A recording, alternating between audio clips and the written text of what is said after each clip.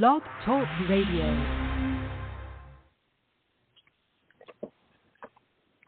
Right. All praises to our Father, our Elohim, the Elohim of Abraham, Isaac, and Jacob, true Israel. All praises to our Heavenly Mother, the Holy Ruach. All praises to Yahweh Shai, our brother, who shows us the way, his family. Insight on how things are wrapping up in Canada from the Trumpist Kamala fate of America. So we're gonna get going. Brother Leon, you there? I think I heard you. Yes, I'm here. Yes. Good. Can you hear me? I can, loud and clear. All right, All lovely. praises. Give me 1 second. Let me just. What's up, Katie? 1 second.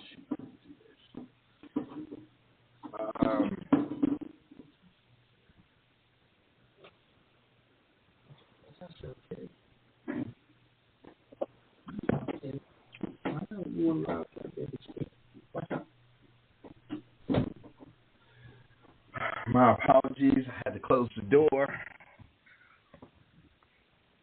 And now I'm back. Thank you for your patience.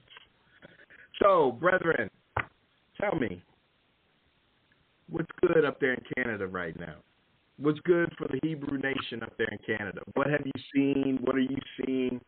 What is coming about that you're feeling from, one, the election, and two, just overall? All right, well, we can start with the election. So it was very polarizing up here, too. I mean, even though the Canadian people don't have a dog in the race, but you can see a lot of those true colors, right? You can see a lot of the Anglo-Saxon men were rooting for Trump, and they was just happy to see one of their own get in, and then at the same time, they saying that Mr. Trump was he's gonna put tariffs and do all sorts of stuff to the economy. And I'll say to myself, well, that's what they said the last time he got it. Mm-hmm. So why y'all trying to replay the same foolishness? But as we know, this is a foolish nation. But speaking about Mr. Trump and Kamala, right. Kamala, right? So that long face, so man, I'm telling you, though. But anyways, that was so. The thing that I got from that whole situation was not necessarily the election, but what we were doing on our end as a nation, especially that video, surprise, surprise. That was crazy. So us coming together on election night to cast our lot with our power, with our mother, with our father, with our nation. Mm-hmm. So we abstain from their foolishness, but end up doing our own thing, which was so powerful. So me personally, I didn't listen to the show that night, right? But that was a watershed moment in our journey as a collective, mm-hmm. right? That's the first time we came out together on one accord, right? Yep. And it was beautiful. Our greatness was on display. And I was saying that I only watched the video the day after because I wake up real early. I got a family to contend with, and when my little guys are up, I gotta be up with them too. So I gotta have the energy to deal with them properly. So I end up watching it the next day, and that show had me jumping with joy. Like, I mean, literally, I felt like I was on fire. Like, I just had an abundance of energy, just knowing that all of our great teachers right now putting out all this information, we're under one roof. And I mean, So I was so excited. I usually have a cup of coffee to try to get me up in the morning, get me going. I totally forgot to have that cup of coffee. That's how excited I was. I'm pretty sure there was a lot of the family that felt the same, right? Yeah, I felt the same. Yeah, you was a part of it. But I mean, like, I'm just telling you, for me, the joy that I had, you know, and just that whole gathering, even though everybody wasn't together, we were together in spirit, in mind, as a collective, and showing out for our power. And I'm gonna tell you right now, I'm pretty sure 83 must have been shitting bricks, man, because I'm pretty sure they couldn't believe what they were seeing, even though they got all the books and everything. They know what's about to happen. The elites do know. They wasn't liking what they were seeing. And the biggest there was a few takeaways that I had from that show. And not only the excitement, but the visuals, right? Where you got four kings surrounding the queen, right? And I'm saying that these are my words that I'm using. That's how I pictured it when I was watching it. And in my mind's eye, that's what it was. 4 kings surrounding the queen, bringing in balance, the display of family, camaraderie, you know, unity. Just everybody was unity. Everybody was in order. Everybody has their own little piece that they bring to the table to help nourish the collective. Nobody was talking over nobody. Nobody was trying to show up anybody.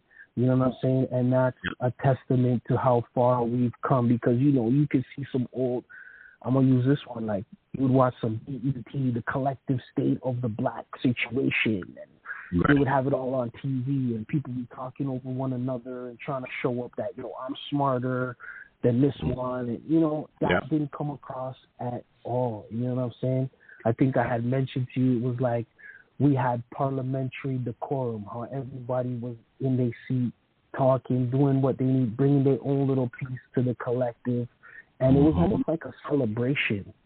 It was a watershed moment. It's a celebration. And you know, when the last few videos that have come out from the collective talking about the age of Aquarius coming through. So that's why I thought that was so massive, right? Right. And I praises. remember calling it, definitely. All praises to the mother and the father, you know what I mean, to our ancestors, you know, for bringing us together. And I was calling that the round table of the Most High is chosen. The children of the light unite. That was my take on that whole situation. And that being said, I'm going to say this again, 83 must have been on edge. Really and truly, I'm pretty sure they were shaking in their boots, right? You ain't going to hear too much more videos from P. Stone. You ain't going to hear nothing from any of these other pastors or whoever they claim themselves to be. Because, like I said, the children of the that was the round table of the Most High's chosen, and that's real talk. You know what I'm saying? And at the same time, I was watching that. You know, when you watch certain things and you get a flashback or a memory, or you recall something. Well, at that time, I had recalled a chapter in the book Sealed Portion. It was chapter 88. And I remember I have a bunch of notes that I've written down in the columns.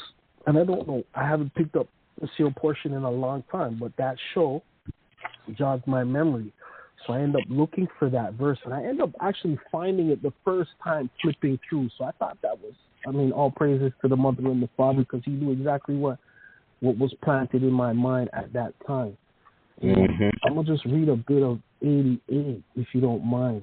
Absolutely, so brother. Chapter 88, I'm going to read the header. It says, mankind causes God's judgment that will precede the second coming of Christ to the earth, according to the book of Revelations. Those who want to know can find the exact year of the coming of the Lord by studying the scriptures. So that's the header of 88. But I'm going to jump all the way to 56. This is going to bring in what we did during that election. And so I'm going to read from 56 to 64. All right, so, and here it goes. All right. He prophesied the great natural destruction that shall come upon the earth, saying, after these things I saw 4 angels standing on the 4 corners of the earth, holding the 4 winds of the earth, that the wind should not blow on the earth, nor on the sea, nor on any tree. I saw another angel ascending from the east, having the seal of the living God in his right hand, seeking throughout the whole earth for the elect of God. That's deep because, again, we came together on that election, and we know that our father and our mother have sent out the angels to search for the elect. That's right. And 57. So he says, and he cried with a loud voice to the 4 angels to whom it was given to hurt the earth and the sea, saying, hurt not the trees, neither the sea, nor the trees. Sorry, I'm going to say that again. Hurt not the earth, neither the sea, nor the trees, till we have sealed the servants of our God in their forehead. And I heard the number of them which was sealed, and there were sealed 144,000 of all the tribes of the children of Israel. Right. And now, right. So you know how we keep talking about the transition from fishers to hunters? Yep. Right? And this destruction won't happen until everybody's been sealed. We're at the point where I believe that we're at that point right now, because you can't turn on YouTube and not find some natural disaster here, there, and everywhere. Yep. Right? The ones that we talk about more popular right now are what happened in North Carolina, Valencia, but all the massive flooding all around the world, the hailstorms, snow where there wasn't no snow, where there shouldn't be no snow. Right? So it's crazy what's going on right now, and these are the signs of the times. Right. So I'm going to continue with 58. And now it shall come to pass in the later days that the elect shall be upon the earth in every nation, among every people and every tongue. And every one of these shall be known and every one of these shall be known and accounted for by the Lord. And now before these great natural disasters shall be allowed to occur by the command of the Lord to prepare the earth for his coming, the gospel of Christ shall be given unto the elect of the earth, and the stumbling blocks shall be taken away, so that they might see more clearly the true gospel of Christ. And I'm going to back up on that one, because this is what we've been, and the stumbling blocks shall be taken away, so that we might see more. The stumbling blocks, what you and Brother Sly had brought out the other day, with no justice. Yep. That's a stumbling block out the window, right? The African slave trade, the Israelite slave trade, out the window. Yep. Right? What else was a big one that came through not too long ago, since the eclipse, right? Not looking up into the stars, right? Not looking into astronomy. That's a stumbling block that's been taken away, while our enemy's been using these for all this time, right? To predict their movements and how they will do and how they'll be able to control our energies. These stumbling blocks have been taken away. That's right. The entertainment industry, stumbling block taken away. You know how these fools be getting down, right? The churches and their little nastiness that they do. Stumbling blocks taken away, so that we might see more clearly the true gospel of Christ, is what it says. I'm not just going to read it verbatim. So 60. And when the elect have received the fullness of the gospel, which is the seal of God in their foreheads, then shall begin So then they shall begin to prepare themselves for the coming of the Lord. 61. And there shall be some of the elect who shall gather together and unite in their desire to obey the commands of the Father in the following examples of Christ. Do we not gather together on the election in opposition to their foolishness? That's right. That's right. Even though we weren't physically together, we were still gathered together spiritually. Yeah. Right? So good. Putting our foot down. Yeah. Oh, that's good, brother. I'm Right. over here. I'm listening. Keep going, all right. brother. Okay. All right. So, and there shall be some of the elect who shall gather together and unite in their desires to obey the commandments of the Father in following the examples of Christ. Nevertheless, there shall not be a universal gathering of the elect unto one place before the coming of the Lord. For there shall be many who shall be one of a city and few of a nation. Therefore it shall not be wise for them to gather together at that time. But it says that, I'm thinking, from what I'm reading, saying gathering together physically, but it doesn't talk nothing about gathering together virtually.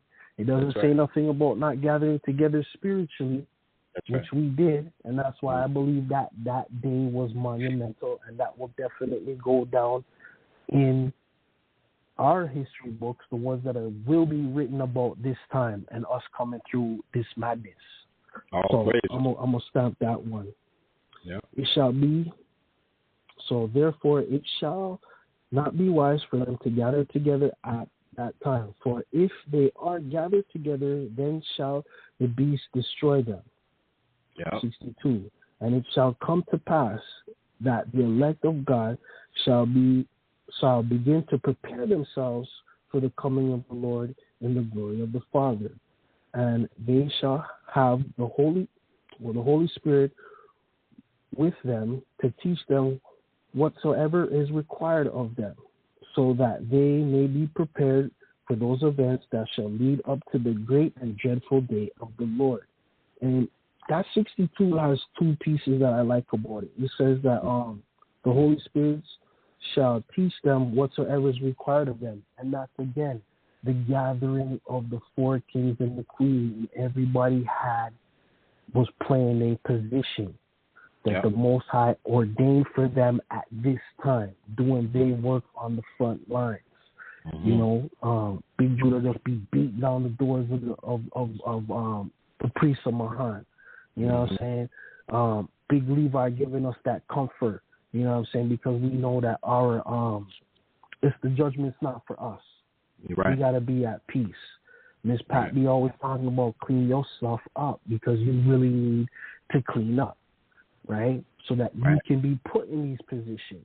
Right. You know, you can't be up there, you know, and I'm just saying this for myself from what I perceive, that you have to be of a certain caliber. You have to have a certain level of spirituality, a certain level of it's got to be a humbleness. A quality. There's a quality about you. A quantitative quality of humility for the Father and reverence of the Father and respect. That's right. And able to respect the commandments, and you know, because he ain't putting you on. He's not speaking to you directly, because I don't think we'd be able to our bodies physically wouldn't be able to handle that. But the way the signs are coming through, the intuition, pick up this book, look at that, these thoughts being put in your brain. Okay, read this, come to this. Sometimes I'm pretty sure you don't even know how you came to what you came to. I mean, you snap out of it, you're like, my God, that was something right there. Yeah. You know what I'm saying? Yeah. So that's just for me personally observing, because I don't know everybody. You know what I'm saying? I just know them from what I see, and I only know them by the fruits of their work that's out there. You know what I'm saying? I don't know everybody's personal situation. So I just want to say that. And then I'm going to go back over this one. So we'll start again from, and they shall have the Holy Spirit with them to teach them whatsoever is required of them, so that they may be prepared for those events that shall lead up to the great and dreadful day of the Lord. 63. And to the elect, this day shall not be dreadful, but in that day they shall rejoice and praise God for the gifts of his Son. And ain't that the truth? We don't feel dread. We're not running around acting the damn fool, putting our faith in the two yahoos that they had put in front of us during this election. Our what's it called? Our faith is not in them. Our faith is not in their system, because we clearly know that they're not for our turn. You know, it's always a scary thought for me when I hear 99% of the people, and I'm just using that because Big Judah be using it, and the 99% of the world is against us. Psalms 83, and I think maybe sometimes I was naive to think that everybody hates us. No, everybody does hate you. They ain't happy for you, not one bit, not at all. And that was hard for me to digest because, you know, maybe this is the remnants of the residue of Christianity, but you know, you want to have goodwill to everybody. You know, you want everybody to make it. But I realize that everybody don't want what we want. No. Everybody don't want to. People say they want to be helped, but really and truly, they're not looking for help. They just want to hear so. They just want to complain to somebody, and they don't want to take action. A lot of people want to give lip service. They want to blame. Right? They want to blame. Yeah. That's all they want. They want to blame. They don't want to take responsibility for what they've done and their actions. Right. You know, so they'll come crying to you, you got to help me. Or you know what? No. Why don't you help yourself? Yeah. But you don't want to help yourself. You want somebody to do it for you. Right? And that's why you say, pray for me. And isn't that their whole MO of the reason why they even exist? Colonization was set up for them not to do anything, so that they can blame and still feel good about killing, stealing, and destroying. But go ahead, bro. I digress, but I wanted to say that real quick. But go ahead, continue. Yeah. So I had to really take that in, and then the other thing that I got from that show, which was beautiful, was that again I keep thinking to myself, look how the Most High done put everybody together, right? They had these strong brothers in together, and then they got the queen in the middle, who was Sister Pat, right? And all I could think about after I was thinking about that chapter in the sealed portion there, all I could think of was Sister Sophia and her story, right? And the divine feminine, right? Yep. Which there's brothers and sisters out there that talk about this a lot more. They go into the Nag Hammadi, they talk about Sister Sophia, and I'm just throwing out my synopsis because I'm not as well versed, but there are some other channels that from our community that do talk about it. There's a brother called Dear Bay Israel. He goes into the Nag Hammadi a lot. And then there's another lady. She doesn't really go into the scriptures like that, but she does touch on them. But her commentary, I really like her commentary. And her channel is The Things That the Great Mother Told Me. And they really on the divine feminine and learning more. And the reason why I'm bringing this up is because Big Judah had done a show not too long ago, maybe 3 or 4 shows ago, where he was talking about how he went to that movie. Talking about the priest, the Pope. The priest. That's right. He was talking about that movie and how the Catholic Pope was at the end of the movie was a woman. Mm-hmm. And the way how he described that. Because, again, I didn't watch that movie, and I don't even think it's up here where I have access to watch it, but I definitely would like to watch it. But the way how he described it, it sounded like what do you call it there? Like a revelation of the Pope being a woman, and it seemed like it came out of nowhere, like left field. And now, I don't think that he was saying. Well, real quick though, but I don't think he was saying that it was a woman. It was woman-like. So I took that what he was saying as it's kind of like a Baphomet. You see, because it's a corrupted. That whole organization is corrupted. And hold your thought for a second, but it was corrupted. That means that pope was corrupted, which means that it was woman-like, soft, effeminate, wannabe male woman-like. It's all good. And so that got me thinking. I was saying to myself, but for all these years, these guys have been saying the Holy Trinity is three men. Mm-hmm. But in the background, they worship in the Black Madonna. Yeah. And the only other set of people I see doing that is the Mexican, the Latino community that really is on that woman, but they kept pressing three men. So my whole theory behind the powers that were, the powers that be, or whoever that hold the power right now, always say look left, but really and truly, if they tell you one thing, it's either going to be a half truth or the opposite to be true. Mm-hmm. That's right. Right. So that got me thinking, and again, it got me thinking of that because of the that video with the four of you up there, and then Sister Pat in the middle, right? And it just brought me to that. It just had me thinking of that, right? And it also had me thinking about the new age of Aquarius with burying the water, right? Birthing something. Right. So I really think, and I think that's why a lot of people gave a lot of backlash to Big Judah, because he was hitting closer to the truth more than anything else. Absolutely. Right? And that's why I was getting that big backlash for that. So that had me thinking, and that was all based off of this one video that happened at that time. It was amazing, right? And the comments too were just lovely, right? So everybody was feeling that, right? Mm-hmm. Mm-hmm. Yeah, and I'll be honest. I mean, when we come together, two or more of us all come together, the Holy Spirit is there with us, our mother, and having our sister there even, heightened her presence.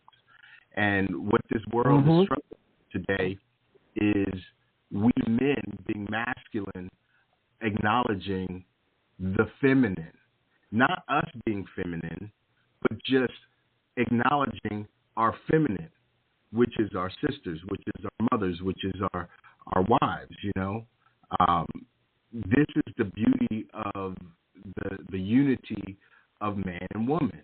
The heathen has corrupted that so bad to make it all nothing but lust and foolishness and fornication that part gets missed. What gets missed is the light. My camera was acting a donkey, so I just put my logo up. But I was looking at everybody, and the resonance, the energy that was exuding from the picture, my laptop, was great. It was a little warm. It was hot. But it wasn't burning up. But it was just radiating. And from that moment, I was like, "Oh, this is going to be excellent." Really, from the moment that Brother Judah said, let's do this, I was like, I was all about it, So, I mean, my logic today is that our redemption is here. It's here for us to take, to hold, to be part of. The other nations, to your point earlier, they don't want us to do that, because at the end of the day, they know that if we come together, they're done. That's what this is all about. This is why, Trump is trying to talk about reparations for the white people who suffered through DEI. Well, all that's hypocrisy, which is about to be exposed, which is about to be destroyed. They're all fighting against themselves. There's a couple TikTok TikTok videos where these white dudes, well, I should say white folks, are saying that they feel in some sort of way, like they don't know what they're feeling, but they're feeling like something is amiss. There is no more, and it's so funny because even the AI, me and Brother Sly and Judah, like, we be trying to break the AI, all right? So we'll ask it questions, about like why is it very difficult to trust white people? The AI, him and ha, I don't really know what you mean.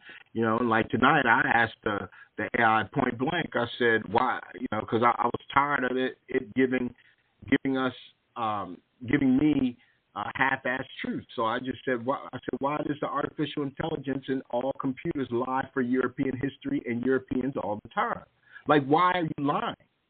And it kind of blamed the white man.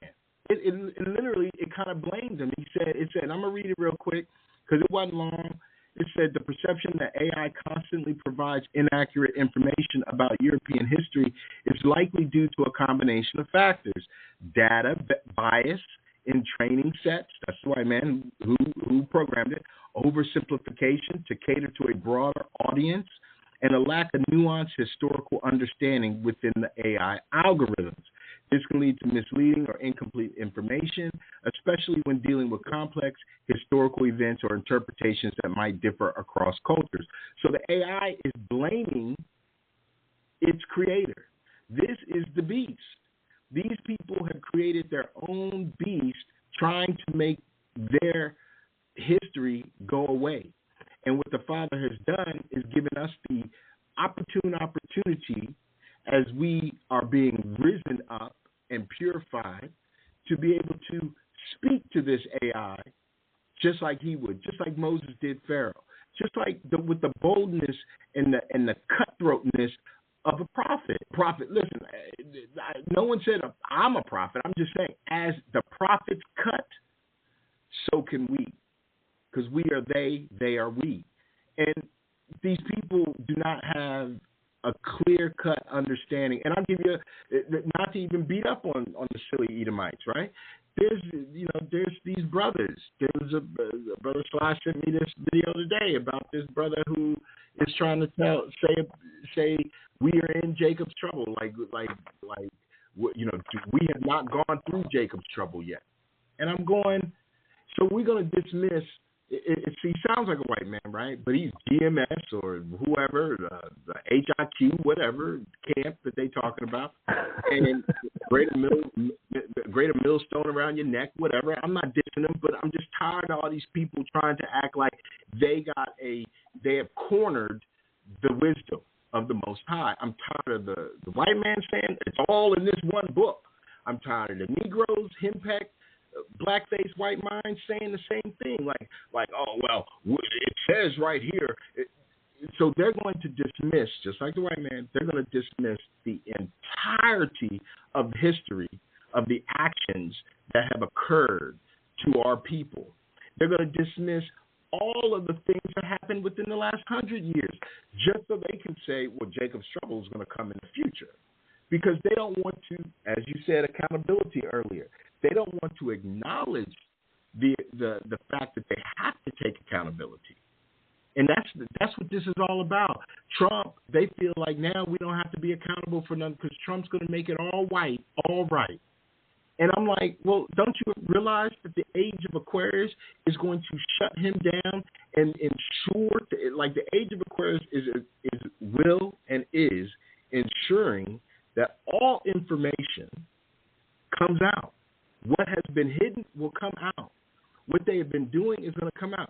He's got all these jacklegs, all these people who were degenerate 4 years ago, still even worse now, that he picked in the capture. Elon Musk, Vivek, whatever that dude, that Indo-European is. He's got all these people that will sell him out. I hear you, and at the same time, I was like, we just have to remember who these people are. They're the offspring of their father, who's the father of lies, right?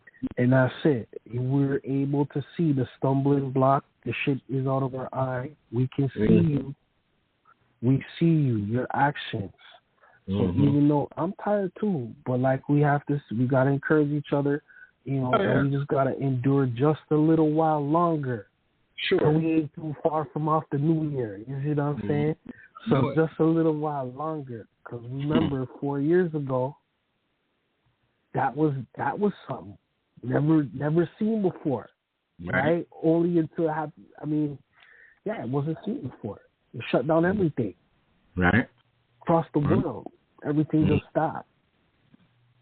Yep. And I know you kept talking about it for the longest time about this will be our last Jubilee. Yep. Right? So everything is lining up. What's going on in the sun, moon, and stars? You can't hide this. You sent me a picture of the second moon the other day. You know what I'm saying? Yeah. That picture, and I just walked out my door and I was like, holy what? Let me just take a picture of this. So I took a picture of it, and it is I surmised it was the North Star. Some of these are like just the Jacob Star, and it's so funny that we're saying we're looking for redemption in the kingdom to come. We want our brother to come back because we know that ushers in the kingdom to come and our complete, if you will. But they're looking for white Jesus to come back for whatever reason. Like, I don't know why, but it reminded me of Amos because I woke up this morning, this white dude was talking about Amos on TikTok, and I sent it to Brother Sly, and he's just beating up the white people, but calling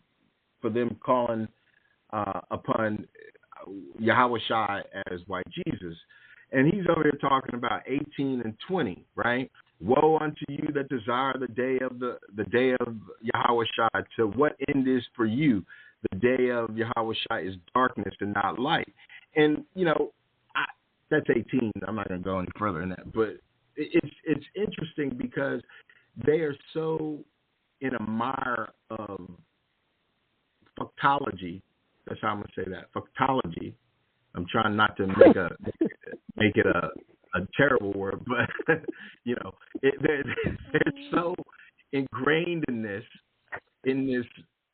poor science of wisdom that they are inviting their own destruction. So everybody that, like right now, we're manifesting our redemption in the kingdom to come. These people are trying to manifest white Jesus to come back so that they can have some sort of solace, I guess. But in doing so, what they're doing is they're manifesting not as if. It is because they do not read for clarity and wisdom's sake to recognize that what they're speaking is manifesting. That's why right now we're saying to them, your words mean nothing. It's your actions. So they can't get past. They can't get away with anything right now. No, go ahead. My bad. What'd you say? I was gonna say is that they don't know how to see. They can't see. They blinded, and even when they had the books, they didn't know how to read the books. That's right. And if they knew how to read the books, and they had a proper understanding, they were forced not to bring that out, because if you still wanted your perks and you still wanted to be a part of that situation, you wouldn't even touch that, and you just wanted to be up underneath somebody, right, to get the scraps or sit at the table. That's right. And then when you were sitting at the table, they would break it down for you and let you know, after you leave this door or after you leave this room, you can't talk about this stuff. Because if you talk about it, you ain't going to be able to talk much longer than that. Right. Right? So they were already under sworn oath to say or not to help, and every opportunity you got to put one of us up underneath the bus or put us in the grave, the more blessings will be reaped upon you. So the more you can deceive, that's why you have Hollywood, music industry, you know what I'm saying, leading us down the path of division and destruction. That's right. Yeah, that was their role, and they just they needed the perks. They wanted the perks. That's right. They wanted the house. They wanted the car. They wanted all the material of this world and what it had to offer, and they were content in that. Yeah, they were. So as much as we like to think that, I think sometimes we give them too much credit because we ain't even in our full situation yet. And look how we're just damaging these people. Yeah. We're not even in our full glory, man. And these guys are getting body slammed, crippled, and maimed. Like, it's serious. Look at two brothers just online cutting you down asunder. Yeah. I mean, that was big what Big Judah said. He said, listen, man, you think I have time for your foolishness? And I'm paraphrasing. I'm just putting it in my own terms. You think I got time for your foolishness? I got to go to work, fool. I got kids to feed. Man, I got 6 kids. Well, I'm not busy, bro. I got 2 and I'm busy. I know it. You know what I'm saying? So I already know what time it is. And he out there being active with the kids at the same time when he walking with them or walking the dog. He be going on live, doing his thing, teaching, preaching and teaching, cutting down the priest Mahan. You know what I'm saying? Working for his bread. Yeah. These guys ain't shit. and they sit back in their lazy boy pontificating over lies, and that's why it takes a village to move this mountain. So when we moved the mountain that election night, we moved the mountain so large that sorrows after sorrows after sorrows has happened after that election. And, I know people who went to vote but didn't vote. Like, they didn't vote for them. They just went, they did some, I guess they voted for their locals, and then they went home. They never voted for president. So, the numbers are all skewed. The lies are all in the face. Everybody is upset because people are tired. Now, when I say I'm sick of these people, I have endurance and perseverance. Shoot, I've gotten this far. I'm not gonna just let it go, let all my conditioning go, just because these people are a foolish nation. No, but that doesn't mean that I don't get tired of it. I have to sit back and entertain them on a daily, and the tiredness of it is to watch their foolery, their proctology every day, and it's this mindset that they can't seem to get past in understanding that they are not who they are, and we are not who they say we are. And I'll give you a for instance on that. So Brother Sly, once again, he on his hustle, and he came out, he did a search. And he said, and the search was about Obadiah. And Obadiah is the only book, the only Old Testament nor alluded to in the New Testament. Okay? And we know why, right? We know why that is, but it's the only book that's not. So I went online and I did some questions. I asked AI. AI didn't give me no answers. He ran from me. So they gave me this Quora place. And then here's these Edomites in here talking about Obadiah is not on there because this one dude says, as far as Obadiah is concerned, the topic is the judgment of Edom, Esau, which the New Testament does not cover. Well, of course it doesn't cover that. Of course it doesn't cover its own destruction. You see? Then they keep going into these psychotic trances to talk about how Obadiah is a minor prophet, and where's this guy? According to who? But exactly. According to who, right? But they want to say it. So he's a minor prophet. It's the shortest book of the Old Testament, so there was nothing in it. Like this guy, he says the book of Obadiah is one chapter long, about 2,800 words, shortest book of the Old Testament. As such, there was nothing in it.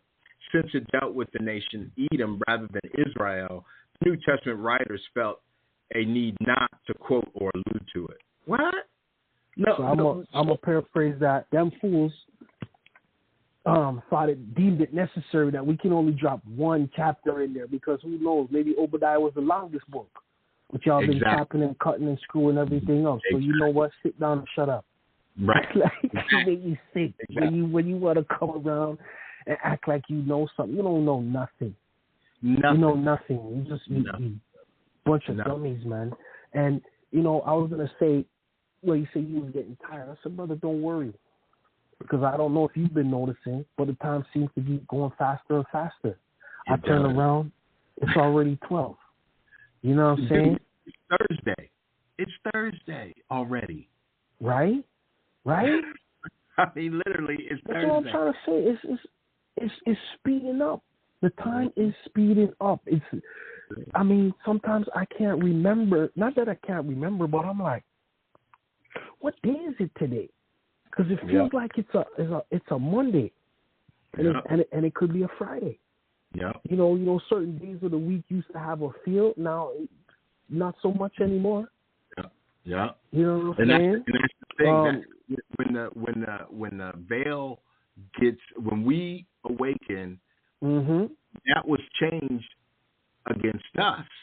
So when we wake up, time changes for us. So this is a give and a take. But this time, the taking and the giving is all for one purpose, for the righteous purpose, for the people. And they always want to talk about Jesus, but they never want to talk about his people. As if his people got done away with. They killed him. They killed this man they called Jesus, and then they got rid of all his people, and now his people don't matter. He matters. That doesn't the logic. The logic of it don't make no sense. It does not make any sense. It just doesn't. It's like if I marry somebody. I'm not just marrying the person. I'm marrying into the family. They marrying into my family. So I hate your mom. I hate your dad. I hate your brothers, but I love you though. Right. Like what kind of shit is that? Nobody ain't going for that. No, nobody. They don't even go for that. Nobody going for that. They don't go for that. Speaking about that, yeah, no, they don't. That's not tolerated. No. You know what I'm saying?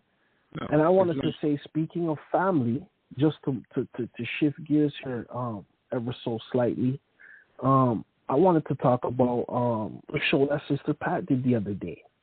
When I think it was called Reality Will Set In Due Time.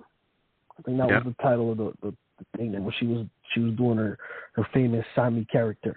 Yeah, that was the other night. Yeah, you see? Okay, so that was the other night. So she had said a few things that really resonated with me, and I thought it might be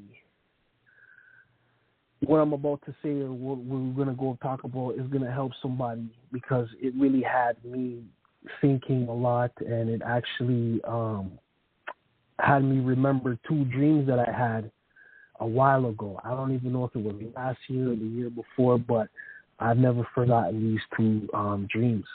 But that being said, she said, what I'm saying is that we just came out of the curses. So we have the ability to see the duality of the situation. That's right. We can see us leaving and them coming in. That's right. And they're mirroring our situation. So we can see the height of our foolishness at one point. Maybe not all of it, but I'm going to say a good majority of those actions of that lustful spirit, following that Hellenistic way and just falling into that whole mentality of way of thinking, that Eurocentric way of thinking. And before it was Eurocentric, we were the ones who were eccentric, and they were just following our situation, hoping and waiting for our downfall. Right? So we're mirroring that situation. And she said something along the lines, some of us are not finished with this place. You know, we're still lusting after the house, the dainties the house, the car, you know what I'm saying? The job and that type of situation, and the money I got in my bank account and all that type of superficial stuff that don't mean nothing. Nope. I mean, yes, you need it to get through in this system of things, but the beauty of with us gathering and learning what we're learning right now, we can see past these shackles that clamp down on the mind. And the one thing that she said that resonated very strong, well, she said a lot of stuff but one of the point that I have here is that we need to learn a few more lessons just before we get our ticket up out of here, right? And she had said that, so I'm going to quote her. It says, to get you out of the way, you will need to be ready to take the ticket. She said that, and if you go in the transcript, she said that at the 1444 mark. If you take out those two little dots for the time, that would have been 1444. Will you be ready to take your ticket? And he's saying, Yahushua was saying, are you ready to take your ticket? That's what she had, and that she said that exactly at that time, right? And talking about working on ourselves to get ready to leave this place, right? And that's what hit me the most about it, is that are you ready to leave relatives that may have to stay? So, you know, when it says come out of her, it's not necessarily just the material stuff, the house, the car that you're gonna have to leave behind. We're gonna leave behind people that we love, right? And that hit me very, very strong. And at the same time that she said that, there was a movie from Keanu Reeves. I don't know if it was called The Day After Tomorrow or The Day the Earth Stood Still. I'm thinking it's The Day the Earth Stood Still, when he was the alien that came down. Will Smith's son was in that movie there, and he was the alien. The day? Are you sure that wasn't Tom White Man Cruise? I'm talking about a Keanu Reeves movie. I just think it's one. These are the two titles that I can remember off the top of my head. I'm not 100% sure. But in the movie, Keanu Reeves was the alien that came down, and they was trying to figure out a bunch of stuff. And I know Will Smith's son was in there. But in the movie, I'm pretty sure a lot of the listeners would know, there's a part in the movie where he's sitting down with this Chinese man in the restaurant, and he's having a conversation. He's saying, "No, bro, are you ready to leave? Because we're going to do what we need to do over here, right? And this place is going to burn." And the Chinese man was like, I came here on a mission. I totally understand it. But then I end up falling in love, and I end up having a family, and I really love this place, and I'm not going to leave. And he said, this is your final opportunity. You sure you want to do this? Right? And he said, no, I'm going to stay with them for the end. He said, thank you for giving me this opportunity, blah, blah, blah, blah. So, again, that hit me when she had said that, are you ready to take that ticket? And it hit me personally because, for me personally, my wife, she is a Gentile, right? And I tried to discuss the things that we learn, the things that we talk about, the books. She's always saying, you buy so many books. And he says, you read a lot of stuff. And I'm like, yeah, and there's a lot to learn, and I'd like to share that with you. But when I do try to share the truth with her and what we've been learning over these past few years, I just get the blank stare, right? And I've tried on many occasions, and I realized that she's not getting it, or for whatever reason, it's not interesting, or she gets tired. Right? When you start to explain, I'm tired, or, here, listen to this video. Did you listen to this video? She's like, no, I maybe got 5 minutes into it and I felt sleepy. I'm like, oh okay. So, and I still gotta contend with the it's not even so much contend. Cause when I was down and out, she was there with me. When I was going through my curses, she was my rock, right? So it's not like I'm sitting here bashing, because I'm able to see up close and personal how this situation is, change of situation is actually affecting her and her people and her friends and the different stories that I'm privy to about the calamities that are happening within their own lives, right? I mean, she's still holding on to the holidays, right? Yep. So I got the Christmas tree coming up soon, right? Celebrating the Halloween. Am I participating? No. Yeah. You know what I mean? Yeah. Is it the? I prefer to have peace in my house than to try to be always contending over what the Most High said, and I can only say it in a kind, gentle way, like our brother had shown us. You can bring the horse to water, but you can't make them drink. And a lot of people are not. She just don't have it like that. She don't have that, and I'm hoping that one day, that it might change. But for now, how it's set, this is what it is, right? And that's why I said it hit home when she said, "Are you ready to leave relatives that may have," right? Mm-hmm. When we talk about the laws and statutes and following the dietary laws, like, they don't want to hear that. You know what I'm saying? And it is what it is. And then I say all of that to say this, is that I had 3 dreams that I had mentioned, and that she brought me into remembrance of those dreams by saying those words. Right. So the first dream I had, I'm going to just tell you the first one. And so the first one was, I don't know where we were, but we were it was like by a mountain, and by this mountain there was like a castle that was built into this mountain. And I was beside, there was a tour bus with just all different type of people, no certain color or preference of people. But we were parked right in front of this castle door where there was a bunch of gypsies. How do I know they were gypsies? I don't know. I just knew they were gypsies in the dream, and they were trying to bang down this door to get inside to this mountain castle. And throughout their frustration, they couldn't get in. Then they started to turn their attention towards me and the other people that were standing beside the bus. So they started attacking us, and then we end up getting on the bus, and we left. So we were driving, and, dreams are choppy. So at this point, I'm on the bus, looking out the window, surrounded by desert, just like it would be the Sahara Desert. And we were driving, the bus had broken down, but just off into the distance, there was another mountain. So when we got to the entrance of this cave, inside the cave, it was almost like a hotel, and there was a concierge desk. So we go to the desk, and the lady at the desk, she looked really weird. I don't know, she looked blue. That's what she looked. She looked blue.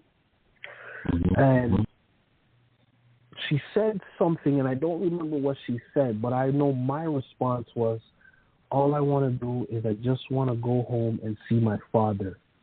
Not my father from here on earth, but the Heavenly Father. That's what I had told her. And the guy right beside me had answered, he said, I just want to go home to my house, my car. I just want my life to be the way it was. Now, the guy that was standing beside me was a Gentile guy. All right? And as soon as he said that, the lady's face turned into some kind of like demon. And 2 other entities, they were scary looking, and they were both blue. So she jumped over the table and grabbed him. And then the 2 other entities grabbed him by his arm, and he started screaming and yelling. Now, while he's screaming and yelling at the same time, I have 2 other entities pushing me, not pushing me, but like literally leading me into the hotel. I think it was a hotel. Like, I just don't know. Like, I was walking into the cave, and I said, "Where are you taking him?" He said, "Don't worry about where you taking him, because where he's going, you don't want to go. But we will help you to go and see the Father." And I woke up on that, and I took away from that dream was that, you know, it was that material, the materials was what he was looking for. And again, it brings me back to what Sister Pat said. Are you ready to leave this world behind? Right? Yeah. So that was the material part. Now the second dream that I had, and mind you, these are like probably last year or the year before, but like I said, time has been speeding up so fast, I just can't keep up. But she put me into remembrance with just those two words or those sentences. Right. So the second one was, and this is the one where it got deep, where I felt like I was in the streets, but where we were, it was just dark. Like it was a dark area. It was surrounded by blackness, and it was me, my wife, and my son. And like I said, it felt like we were in the streets. She was on the floor, like sitting down in the street, crying, holding my son. And she was begging me not to go. Please don't go. Please don't go. And I said to her, I explained to her, I said, you know, that's why I was telling you can't eat certain things. The dietary laws are very important, because where I'm about to go, you can't go because your body's not clean. Mm-hmm. I said you can't go there because you wasn't listening to what I was trying to convey at the time, and I wasn't saying it in a like a scolding manner. I was saying it gently in a way where I was trying to explain to you, you had an opportunity. You were reasoning, change, but you didn't. Yeah, I was trying to reason with you before we got to this point, right? And so while she was she's sitting on the floor, I'm standing in front of her, and right behind me, there's a door, and it's just a white light door, right? It's just not like the color white, but I say more like a portal. Right. And I said to her, well, I'm going to have to go. I can't stay here, but I'll still be able to see you. And I said, go home and grab my books, and that will explain all the notes and stuff that I left inside the book. That will help you. I'll still be watching over you, but like I said, I'll come back, but I don't know when. But where I'm going, you can't go, right? For all of the above reasons, and that's where her message yesterday was really deep, and it resonated. And I'm a pretty private person, so for me to actually come on and say this is like, I know I have to say it for somebody. I don't know who it's for. Maybe it's just to emphasize what she brought to the nation, right? Mm-hmm. It's going to be more than material, right? And I just read somewhere where it was just like, there's going to be one of a city, one of a family. You know what I'm saying? Are you going to be the guy, the Chinese guy in the movie there with Keanu Reeves, and say, hey, you know what? I got the ticket for you. Right. Or are you going to stay because of whatever? You know what I mean? Like, don't get me wrong. I'm saying whatever because I don't have the right words, but I have love for my family. I have love for my wife. I love being a father.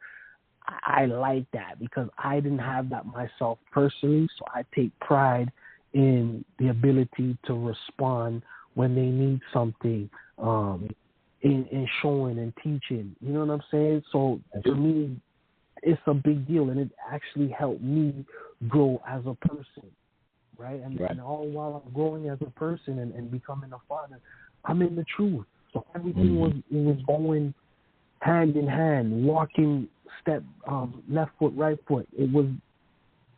I had all that blessing all at the same time. Yeah. If that makes any sense. No, it does.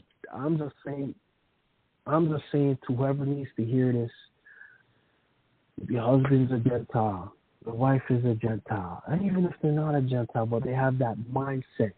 That's right. You don't have to make that decision, right? Mm-hmm. And I'm looking at it very cerebral, like I already know. Like I already know that this is a possibility of her fate. And that's a possibility for everybody, for some people too. And the other thing that came to mind when I was reasoning this out by myself is that, you know, this is the shit that happened to Lot's wife. And he was probably reasoning with her, and he told her, listen, don't turn around. Keep it moving. Forget about the material. Forget about that look at me moment. Right. Walk with me. Keep your face straight. And we going to come out of this. But if you still longing for the stuff of this world, that's how you end up dead. Because that's where it's coming to. Well, this place is already dead. This place is It's already dead. Yes, sir. Right? Yes, sir. It's already a corpse. And if you're not ready right now, because it talks about, we just read it, the 144 is going to get this knowledge at the end.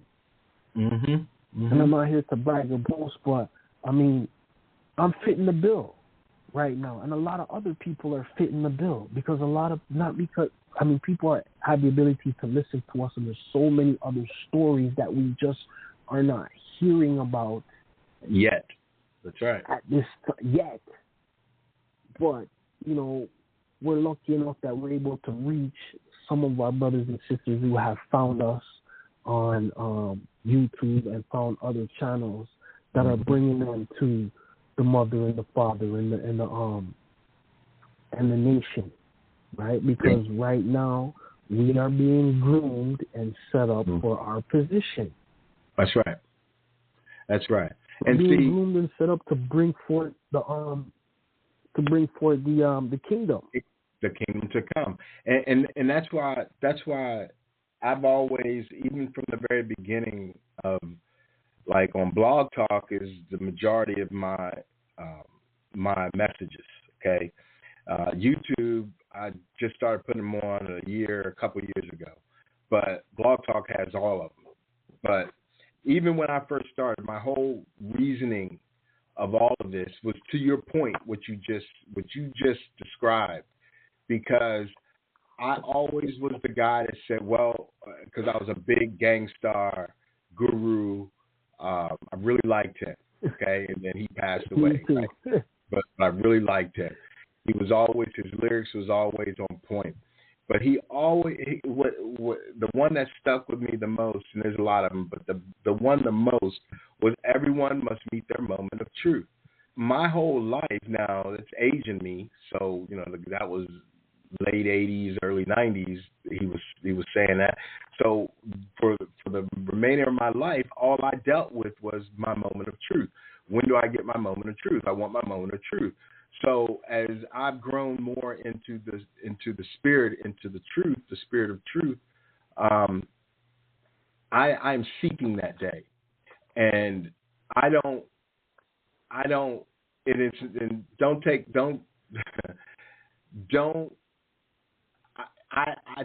am a guy who says, just like I just said, everyone meets their moment of truth, and I don't have concern too much for that, for others, whether it be family, friends, whatever. And it's not that I don't care or I don't love or I don't cherish, but everybody must meet their moment of truth. There is no way for me to live vicariously through anybody. My daughter, my wife, my dad, my brother, my sister. I've always said, "Oh, well, you're cocky, you're conceited, you're arrogant, you only think about you, you're selfish."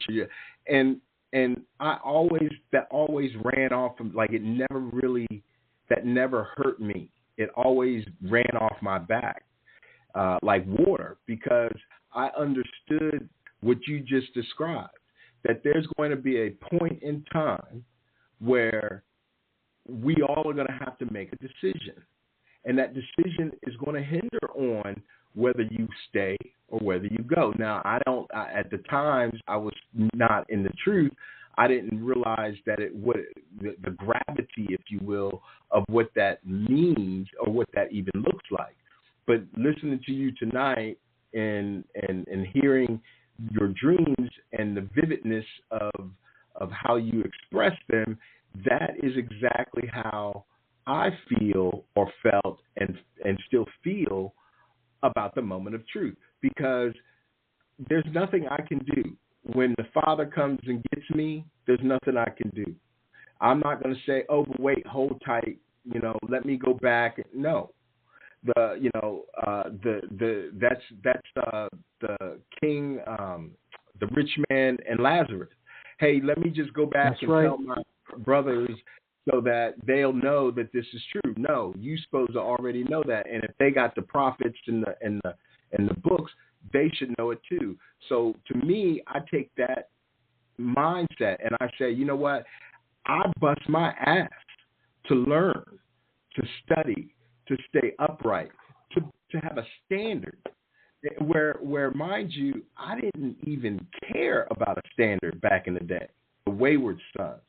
I didn't care about the ability to have a standard of righteousness. All I cared about was how I was going to get some food, how I was going to get paid, the females, and where I was going to stay and what kind of car I was. Now, I got all that stuff. I only got the females. I ain't going to be tripping, but, I got one. But, you know what I'm saying? But I got all that stuff, and none of that is satisfactory to me. All that's been satisfactory is my moment of truth. And my moment of truth is, so I've studied, I've done the right things, I'm doing the right things, I'm treating people the way I want to be treated, I'm talking to the Father, I'm praying, I'm meditating, and I'm moving forward. So when my moment of truth comes, I want all A's.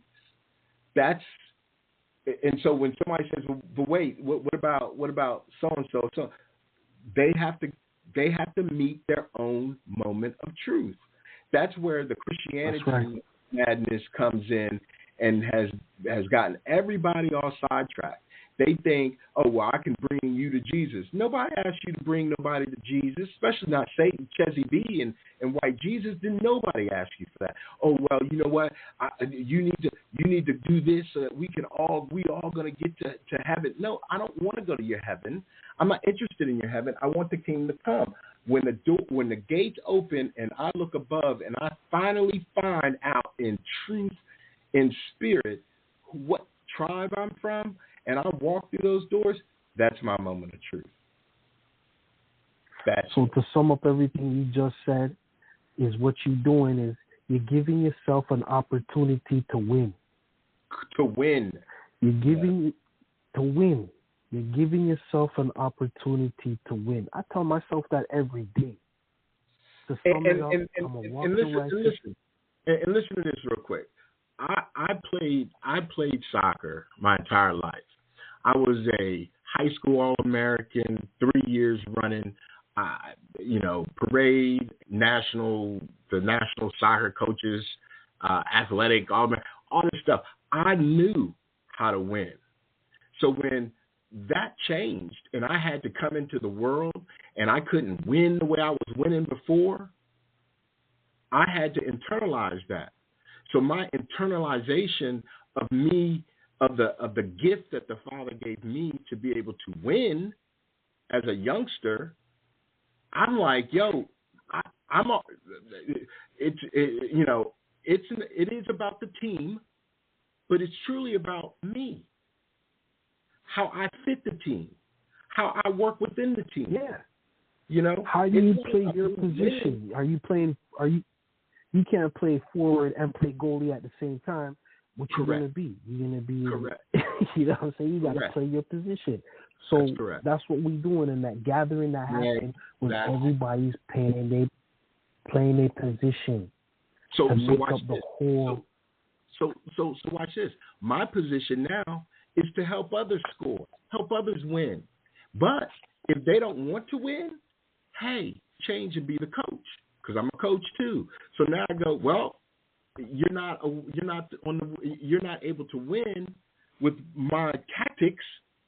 so you can't be on my team. Or better yet, I'm just going to move over here with these folks that understand my tactics. And this is, it's not about the material. It's not about the feelings, the love, the lovey-dovey feeling. You know, it's not about any of that. What it's all about is winning at the end. This is a marathon that we had to run. These other nations, these other people, they never had to run no marathon. Shit, they were sitting around chilling. They didn't even have to run, matter of fact. We've been running our entire lives. And so now, when we're on the precipice of winning, ain't no stopping me now. Ain't no stop. Like the only person that's going to stop me, like, so to your point when you were like, well, you can't go where I'm going, right? That's me saying that to me. Now, how would I look after busting my ass, working hard, building, having a child, doing the right thing, fighting through the man, fighting through all this monotony to get to the kingdom, to get to the gate. And I go, you can't even go in. You can't. Talking to myself, you're not able to go in, because that's where the conviction lies, right? The conviction lies within self. So if I go, well, I made it this far, now I'm not even going to be able to get in. That's like back in the day, getting dressed up, getting all dressed and cologned up to go to the club and forgetting your ID. Who did that? You did that. You did that. And all your boys and all your girls are going, we can't, it's 30 minutes to go back home. What are you going to do? So now you're outside of the club. You're outside of the gate. No, I am preparing for my moment of truth. And I can only ask others to do the same, because by no stretch of the imagination, none, am I going to allow anybody to hinder me getting into the gates. Now, if I do that myself, and I read that last week, I believe. If I do it to myself at the end, well, then I got no one to blame but myself. But I will be damned if I'm going, literally, I'm going to be damned if I allow anybody to usurp my moment of truth. And that's just me, it's like me playing soccer back in the day. Now, I'm not going to let nobody just stop me from scoring a goal, getting my glory. I'm not going to do that. And so, there's many. Sorry, go ahead. The feelings of the matter. No, go ahead. And I was gonna say was that. Oh Lord, I just lost my thought.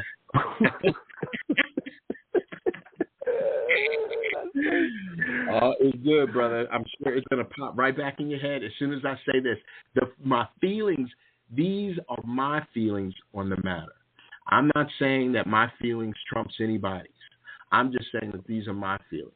And I make it very clear to everybody that is around me. My wife, my daughter, my sister, my brother, my father, they all know how I operate in the world, because I don't have time to sit back and wallow in anything. I've done that. I've done my time in the wallowing, and that was the 90s. I hated the 90s. The 90s, I was, first of all, I lost all my glitz and glamour. I wasn't where I wanted to be. My mind was racing, and I couldn't control it. And I hated it. The 2000s, early 2000s was me coming through that, but understanding that there was something else. And then when I hit the 2010s, 2014, 15 in particular, my mind was completely blown on this information, on this truth. And I have been thick and heavy in it ever since. And from that point forward, everybody, when I was trying to get out there and help people see this thing, I even went to my dad and mom before she passed, that my dad is a bishop or was a bishop, and he had all these ministries in Africa. And I'm the guy that was the son that was like, what are you saying? Do you know the history? And my dad was always like, why you always got to be like that? Because this is the truth. And I'm the guy that was out there just dropping seeds of truth, of historical facts. And people were like, yeah, that dude he's kind of an asshole. And I was like, well, you know what? I'm not trying to be an asshole. So what I'm going to do is I'm not going to say nothing. I'm going to let the chips fall where they may. Fall where they may. Mm-hmm. And I have similar experiences, and that's why I don't push as hard anymore. And I only talk when I'm moved to talk, because I know that I've been casting my pearls before swine, and it's too frustrating. It's too frustrating that I'm trying to help you to see what's going on. And I'm glad that I learned that lesson, is that you can't nobody. Everybody got their free will to do what they want to do. So let them do what they need to do. You will be proven to be on the right side of this situation. Correct. Because you were following what needs to be followed. And I'll tell you this, reading the seal portion really heightened my awareness of that fact. And, letting the chips fall where they may, making sure that you're treating people the way you want to be treated, understanding how things really moved in the minds of people, because it's a slippery slope. We out here trying to get people to listen to this truth. It's the same as these Christians trying to get people to listen to white Jesus truth. So my logic is, hey, I'm not here to tell you what to do or anybody what to do. All I'm here to do is expound on what is given to me. What's given to me, I'm given freely. If you take it, great. If you don't, great. We keep it moving. This is not me mad, me calling names, me tripping, me getting up here. The next show, want to be all up in the video. You know what I'm saying? No, this ain't even my show. This is my father's show. So how much time do we have left? Oh, fine. We got a little bit of time. Wow, what you got? All right, sorry, I didn't mean to cut you off with that. No. What you want? So what I wanted to say was talk about an experience and talk about confirmation and in what we've been listening to in the last few. I know I like to bring the confirmation. It's just that's what I like to do. You know what I'm saying? Wait. Before you get going, I just want to say this. Go, tell me. Say all the brethren between you, Brother Sly, Judah, Pat, Sister Pat, Brother Levi, and I don't really talk to Big Levi like we talk, but I talk to him while he doing the show. Right? He don't know that, but that's just what I do. And I got nothing but love for the family who is truly out here on this path, because this is not an easy thing. It's just not easy. But what makes it easy or easier, it makes it glorious, is having like-minded brothers and sisters with you. That's really, so that's a shout out to the nation. Sunday to Sabbath, Keisha, Brother Sly, Brother Judah, Sister Pat, Brother Levi, everybody that DH Meridian, all these people that I conversate with online and on the phone and in person. Big shout out, all praises. Now, go ahead, brother. You take us home. You finish us out. I'm going to sit back and listen, because this has been a good show. Go ahead, brother. and I'm just going to finish with that point there, is that, and that's why the mother and the father knew that we was lonely, that it's going to be a hard journey to go through, and that you're surrounded by the enemies in your own household and out in the streets, right? So that's why he's giving us, because because I know at times I felt weak, right? And I felt like, man, I must be crazy. But I kept going, and I kept going. And you talked about the moment of truth, and this is what I wanted to say. I remember now. There's been many moments of truth. 2020, there was a moment of truth where they was telling me, yo, you need to do so-and-so to be so-and-so so that you can make a living. That's right. There's been many moments of truth in your individual walk where you had an opportunity to take something that didn't belong to you. Did you take that opportunity to do that? No, or did you do what was the right thing because knowing that your position in the kingdom to come, or when your heart in the feather, and what's going to be heavier, right? Right. What's going to be heavier, your sins or you trying to do the right thing? Right. So there's many moments of truth along the journey, and it's how you respond to those moments will either determine, are you going to make it, are you going to continue down the road, or are you going to stay stagnant, or are you just going to wither and die? Right? Yeah. So, that being said, change of situation is what I wanted to talk about, and because of what I do, again, I have the ability to go into different people's homes, get to go into people's places in intimate, well, not intimate spaces, but into their homes. Like I get to see how they live in, right? Mm-hmm. So there's been a lot of activity, the CMEs with the Aurora Borealises. Yep. I've been having a hell of a time with my energy, keeping it up. Some days it's up, some days it's down, but it's just been really wonky body-wise. Right. The last few days, I've been feeling all right. But could you not tell me, like, was it not yesterday? I think it was Monday or Tuesday. All of the animals, man, were all up to me. Like, I mean, I went into this one lady's house. She had 2 cats and a little dog. Did the cats not just surround me? I'm working on a woman's dishwasher. One cat's right up on the counter. The other one's right by my foot. The dog's just sitting balled up in the corner. And they just surrounding me. I mean, I'm like, what's going on over here? I go outside.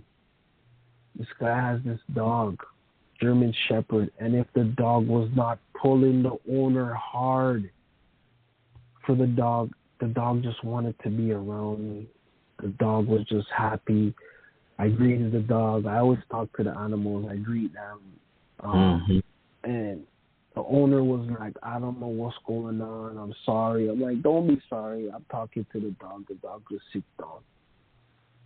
And the owner's like, okay, it's time to go. The dog don't want to go nowhere. Yeah. And I'm jumping in my car. The damn dog nearly pulled the man jumping down because it looked like the dog wanted to jump in the car. I go to another house. The dog is barking, and I'm looking at the dog like, what's up, bro? That's how I talk to them, just like people. I'm like, what's up, bro? What's up? Why are you barking like that? It was because I didn't greet you? And as soon as I touched the dog just shut up. The dog was just happy. The lady tried to lock the dog in the room. I said, listen, don't lock the dog. It's okay. It's normal. It's happened to me all the time. And the vibe with the animals have been off the chain. I walk at the end after I'm finished my shift. I take a walk to clear my head because I'm in so many different energies.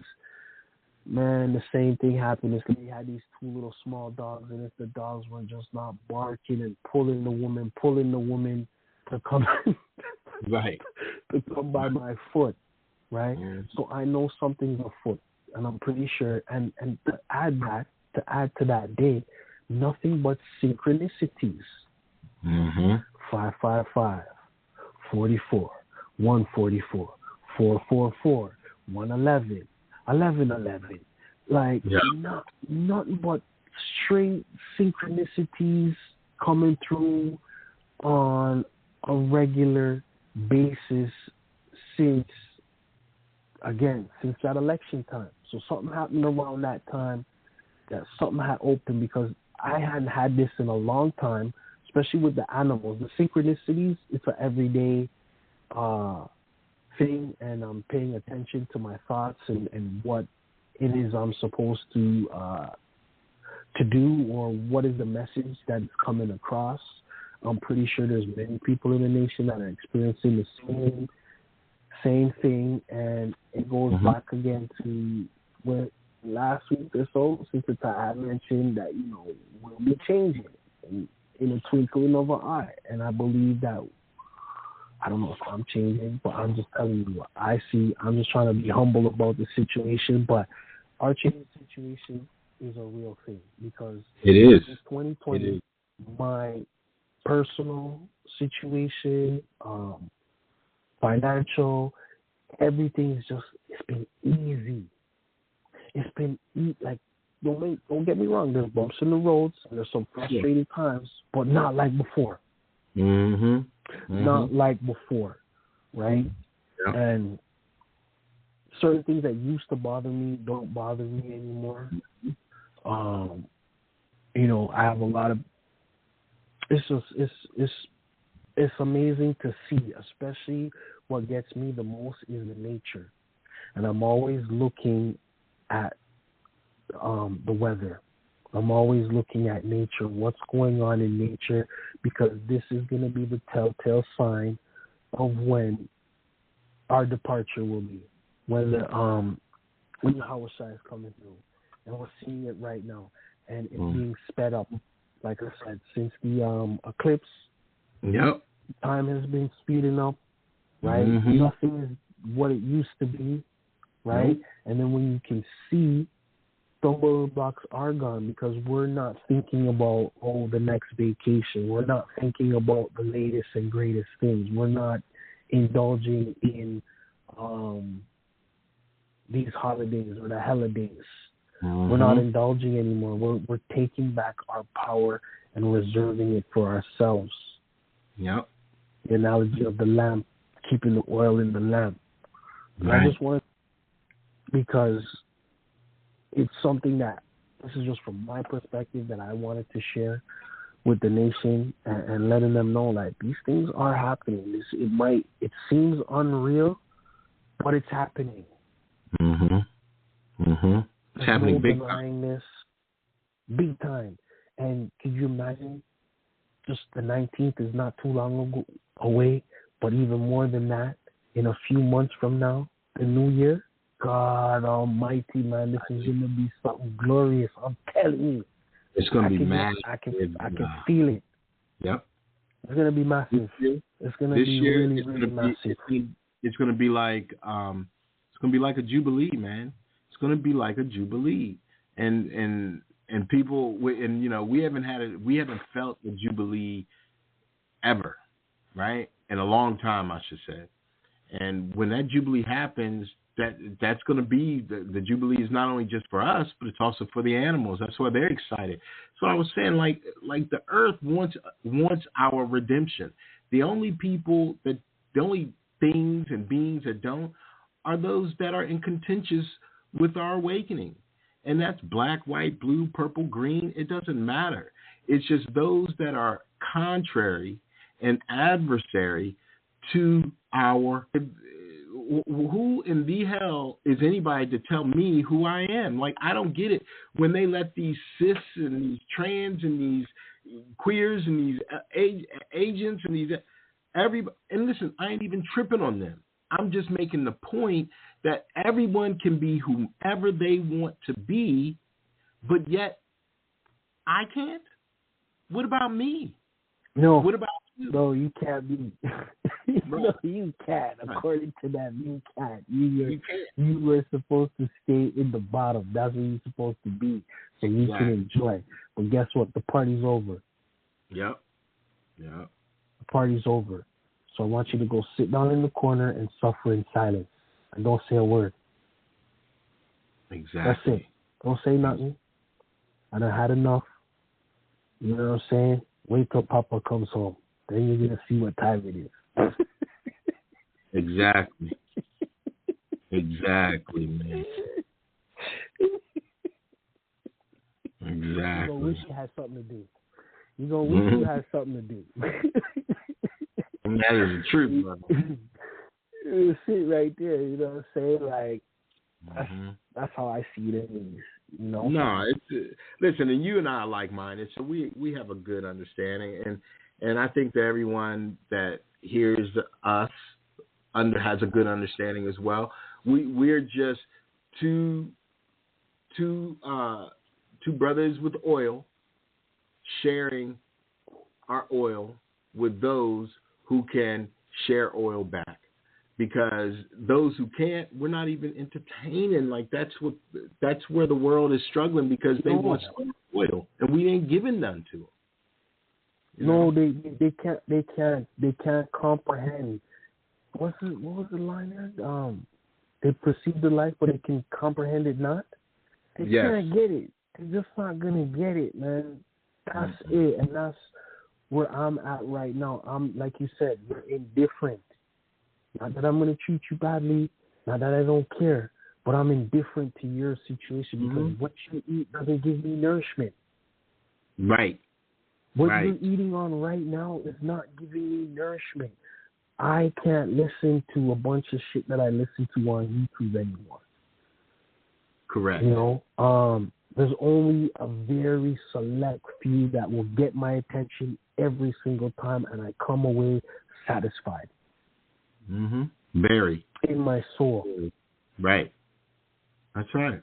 Right? So when it says, like you always like to say, the few within the few, is that the line? The remnant within the remnant. The remnant of the remnant. That's a real thing, man. And it took me a very long time to wrap my head around that. Because, you know, people be skinning and agreeing with you, thinking that, like how these people got duped into voting for certain people. And then all of a sudden they start emailing you and they start showing you truth. What do you mean? What you didn't see? This is what we've been doing the whole time? You so dumb. Right. So they're laughing. They say you so dumb. You fall for the okie doke again. But again, the elect, if you have wisdom, if you have the Holy Spirit, she will remove those stumbling blocks so that you can see clearer. So all who was participating, you know what team they on. They not on the winning side. You gotta let them be. And again, for those that have significant others that are not in this, love them. Yeah. Because we don't have that much time left. Nope. Yeah. You don't have that much time left, and you don't have to make that decision. It's the material you can walk away, right? You can walk away from the material. A lot of us might fall because of perceived loyalties, and we're not of this place. We're really not of this place because I've always been the oddball out for my entire life. I don't have a lot of people that I can talk to. I don't have a big circle of friends, right? Yeah. I hang out with my kids. You know what I'm saying? I hang out with them, and I try to be the best I can be for them so that I can teach them and I can show them something. Yeah. If they decide to do whatever they want to do with the information that I give, so be it. But they still young now, so I got a good time to mold them. But even then, I still know that maybe they might not be. Maybe they can't come for the ride. Yeah. And I'm saying this. I'm not upset. I'm emotionless. I'm just trying to look at it for what it is. Because my whole life has been leading me up to this. What will be my last stumbling block? What is the last lesson that I'm going to have to learn? Yeah. Yeah. Oh, I don't know what it is, but I gotta be prepared. And how do I prepare? By praying, studying, looking at a situation for what it is and not for what I want it to be. Yeah. Yeah. All well said, brother. All well said. because this is our turn. This is our turn. As much as these nations now want to jackleg us and say, oh, were they Jacob, or they want to say something and want to act like they now can understand the truth. This is our turn. My moment of truth is my moment of truth. They gonna have their moment of truth, and if I gotta watch it, I'll watch it. But that's not my business to interfere, But at the same time, everyone is about to meet their moment of truth, and as they do, everyone's gonna have a look on their face. Whatever look that is, it's going to be a look on their face. It could be a joyful look. It could be a sorrowful look. These are the looks. These are the decisions that we make will determine the looks on our face in our moment of truth. So, but it's been a great show, brother. I do appreciate all of what you've spoken on tonight. That was excellent. I hope it's received well. Matter of fact, I know that it's received well. I know that the Spirit has gone forth. I know that people are always joyful in our family, in our nation, of brothers and sisters that are in the truth, speaking on the truth. We ain't talking all Bible, all 66, all only 80. We're not all over the place. We're just methodically moving through in a standard of righteousness as the Father's will to be done. So we're over time, but that was excellent. Again, I do appreciate you, and we'll do it again. And you take us out. Give us your last parting words, brethren. I want to say a big shout out to all brothers and sisters on at the round table, and I want to give a special thank you and a much appreciation to their significant others and those that are in their life, that are helping them to move forward, because I know without you, the Father putting you with these people to help them bring forth the message, it might not come off, right? So I want to shout out to those unsung heroes that are helping the chosen move forward. I appreciate you. I love you, and I hope that much blessings and prosperity and health and whatever y'all need from the mother and the father, that they give it to you in abundance. I love you guys very much. I appreciate you. All praises, brother. We appreciate you too. Much love and shalom. Shalom.